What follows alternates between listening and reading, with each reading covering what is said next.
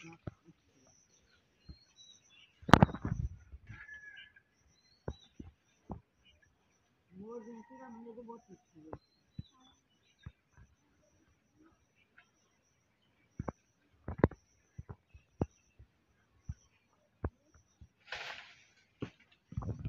এই দেখুন বন্ধুরা, আমরা কিন্তু আম পেড়ে নিয়ে বাড়ি চলে আসছি। আর এই সবই কিন্তু কাঁচা আম।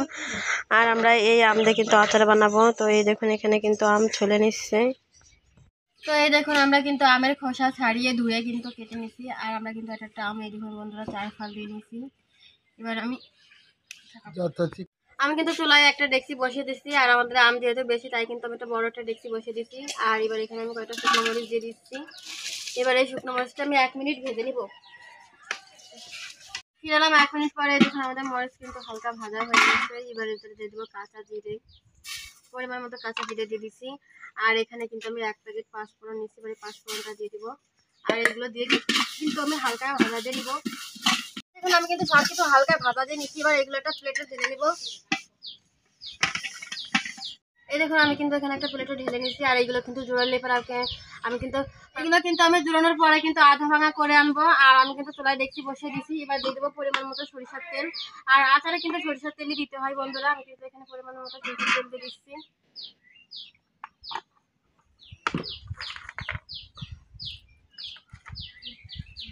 এবার দিয়ে দিব 3টা শুকনো মরিচ আমি ছিঁড়ে দিয়ে দিলাম। আর এখানে আমি 3-4টা তেজপাতা নিচ্ছি, তেজপাতা দিয়ে দিব। আর 4 টুকরো দারচিনি। এবার এগুলো দিয়ে দেবো। এগুলো দিয়ে আমি হালকা নাড়া দিয়ে দেবো। এখন আমি কিন্তু একটু নাড়া দিয়ে নিচ্ছি। এবার এটাতে দিয়ে দেবো বাটা মশলা। আর এখানে কিন্তু আমি আদা বাটা নিচ্ছি। আর এখানে নিচ্ছি রসুন বাটা। এবার এই বাটা মশলা দিয়ে দেবো।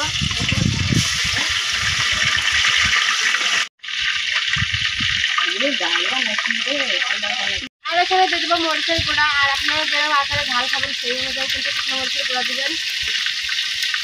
আর দিয়ে দেবো 1 চামচ কিন্তু হলুদের গুঁড়া দিয়ে দেবো। আর দিয়ে দেবো অল্প পরিমাণে লবণ। এবার এগুলো আমি ভেজে দেবো। আমাদের মশলা কিন্তু ভাজা হয়ে গেছে। এবার আমরা ধুয়ে রাখা আমগুলো দিয়ে দিব। আমাদের কিন্তু সব আম দেওয়া হয়ে গেছে। এই দেখুন আমাদের কিন্তু পুরো গলা ডেকচি আম হয়ে গেছে। এবার আমি মশলার সাথে আমগুলো ভালো করে নাড়া দিয়ে নিব। এই দেখুন আমি কিন্তু আম কিন্তু ভালো করে মিশিয়ে নিছি। আর এবার কিন্তু আমি এটা ঢাকনা দিয়ে ঢেকে দিব। আর আস্তে আস্তে কিন্তু আমি 5 মিনিট রান্না করে নিব।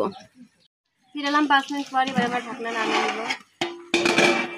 আর এবার আমি নাড়া দিয়ে নিব। আমি কিন্তু আস্তে আস্তে নাড়া জাল দিচ্ছি যাতে জল দিয়ে আম লেগে না যায়। এই দেখুন আমাদের আম কিন্তু অনেকটাই সিদ্ধ হয়ে যাচ্ছে। এই দেখুন গলে যাচ্ছে আম। এবার আমি ভালো করে মিশিয়ে নিব। তো আমি কিন্তু ভালোভাবে নাড়া দিয়ে নিচ্ছি। আমি ঢাকনা দিয়ে ঢেকে দেবো। আমি আরও কিছুক্ষণ রান্না করে নেবো আস্তে আস্তে। ফিরালাম কিছুক্ষণ পর। এবার আমরা ঢাকনা নামিয়ে নিব। আর আমি একটু নাড়া দিয়ে নেবো। এই দেখুন আমাদের আম কিন্তু অনেকটাই সিদ্ধ হয়ে গেছে। আর এই দেখুন আম কিন্তু গলে যাচ্ছে। এবার আমি ভালোভাবে নাড়া দিয়ে নেবো। আর এর ভিতরে দিয়ে দিব চিনি। আর আমাদের এই আমটা কিন্তু অনেক টক বন্ধুরা, এই জন্য এখানে কিন্তু আমি 1.5 কেজি চিনি নিচ্ছি। আর এখানে আমি 1.5 কেজি চিনি দিয়ে দেবো। আমাদের কিন্তু চিনি দেওয়া হয়ে গেছে। এবার আমি আম চিনির সাথে মিশিয়ে নিব। আমি কিন্তু চিনি দিয়ে কিন্তু নাড়া দিয়ে নিচ্ছি। আর এই দেখুন আমাদের চিনি কিন্তু গলে দেখুন একদম ঝোল হয়ে গেছে। হ্যাঁ, এবার আমি ঢাকনা দিয়ে ঢেকে দিব।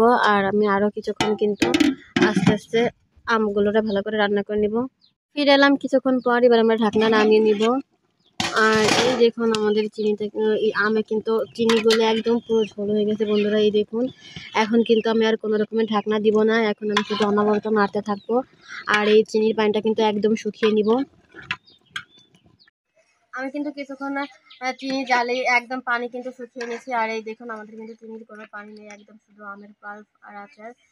আর এই দেখুন আমাদের আচারের কালারটা কত সুন্দর আসছে। এবার এখানে যে ভেজে রাখা পাঁচফোড়ন গুঁড়ো করে আনছিলাম, এবার এই গুঁড়ো মশলা দিয়ে দিব। এবার সব কিছু একসাথে মিশিয়ে নিব। এই দেখুন আমি কিন্তু পাঁচফোড়ন কিন্তু আচারের সাথে মিশিয়ে নিয়েছি। কালারটা দেখুন বন্ধুরা একদম কিন্তু কেনা আচারের থেকেও কিন্তু সুন্দর একটা কালার আসছে। এবার আমি এগুলো একটা ডিশে ঢেলে নিব। এই দেখুন আমি তো ডিশে ঢেলে নিচ্ছি আর কালারটা দেখুন বন্ধুরা কত সুন্দর আসছে। আর আমি কিন্তু এই ডিশ ধরে কিন্তু 2 দিন রোদে শুকিয়ে নিব। তারপরে কিন্তু ঠান্ডা হলে কিন্তু একটা কন্টেনারে করে ফ্রিজে নরমাল ফ্রিজে রেখে দেবো, তাহলে কিন্তু আমি সারা বছর খেতে পারবো। আর আপনারাও কিন্তু চাইলে এভাবে বাড়িতে আচার তৈরি করতে পারেন, খেতে কিন্তু খুবই মজা লাগে বন্ধুরা। আর ভিডিওটা ভালো লাগলে লাইক কমেন্ট শেয়ার আর সাবস্ক্রাইব করবেন। ভালো থাকবেন, আল্লাহ হাফেজ।